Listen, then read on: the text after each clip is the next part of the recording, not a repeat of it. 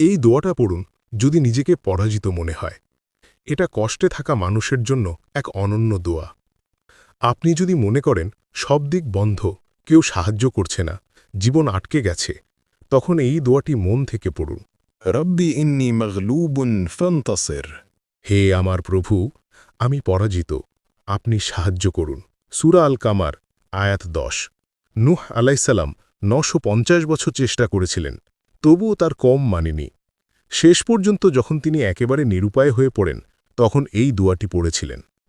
অর্থাৎ যখন কেউ দুনিয়ার সব চেষ্টা করেও ব্যর্থ হয়, তখন এই দোয়া অন্তরের গভীর থেকে পড়লে আল্লাহর সাহায্য আসে। এটা আল্লাহর উপর নির্ভরতার প্রকাশ। আপনি যদি বলেন, আমি কিছুই করতে পারছি না, হে আল্লাহ, এখন আপনিই সাহায্য করুন, এমন দোয়া আল্লাহ কখনো ফাঁকা ফেরান না।